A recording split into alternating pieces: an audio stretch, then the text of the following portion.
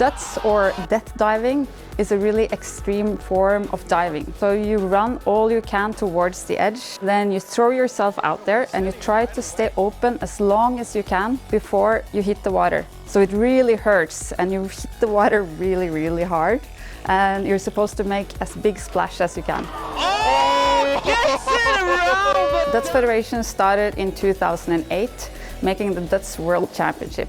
And it was just growing so quickly and became so popular in Norway. For the past years, we brought it over to Denmark, Sweden, Finland, where it's also growing really quickly.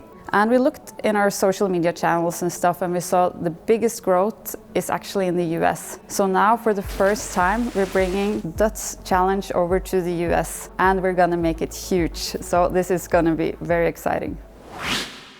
We already knew that the cloud was a viable option for us for many of our productions. And as a production company, it was very important to get the elasticity of the cloud, where we can have the right amount of production resources linked to the right amount of need that we had at the current moment. But there was one major challenge that we faced with the cloud, and that is that it's quite resource heavy to getting it set up. We needed different engineers with different skill sets to work together in order to get a working setup. And this took a lot of time.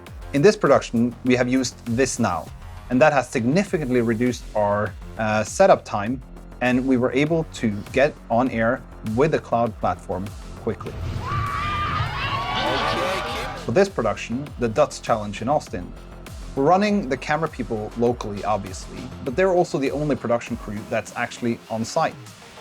We're taking their feeds through a live view system back into a clouded Viz vector, where we're mixing our videos and running our clips. We're running the Harrison Mixbus system to run our audio, and the TELUS intercom system to communicate between the different sites. Texas, can you hear hell in Norway?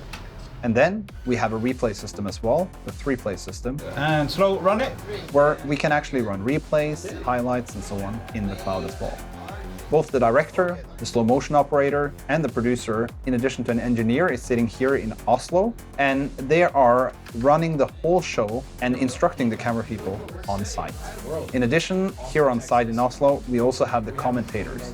They're sitting in a green screen studio here, and they're commentating. They're able to be put on camera, and the camera feeds, as well as their microphones, are fed through the cloud through the NDI bridge. It all gets composited on a data center here in Europe, and then we're streaming it live out from that location. With a hand-dragged 1080! The 3-camera setup on site is very, very cost efficient because all the infrastructure is essentially cloud-based, and at home, these kinds of cost-efficient way to produce, and you can add, for smaller sports, you can add a lot more production and production value to many events throughout the year, which is, I think, a great step in the right direction.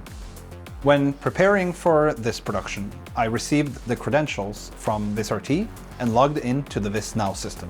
I started up a fully new deployment and selected the necessary applications from vision mixing, audio mixing, intercom, and all the other necessary tools that I needed for the production. Once they were selected, I was able to simply enter and boot them up, and they all started up without me having to go into the configuration tool of the cloud platform. I then configured my NDI bridge to work with the NDI bridge that I have on-prem to run my cameras, and also set up all the KVM clients I needed for the specific production. And once that was all configured, I was ready to set up my Viz vector and get ready to produce my show.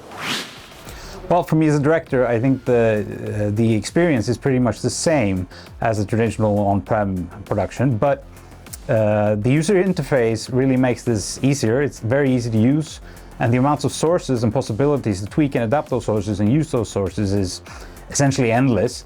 And it's because it's so easy to use, I think it's a magnificent tool. Oh, the trip! Vizrt.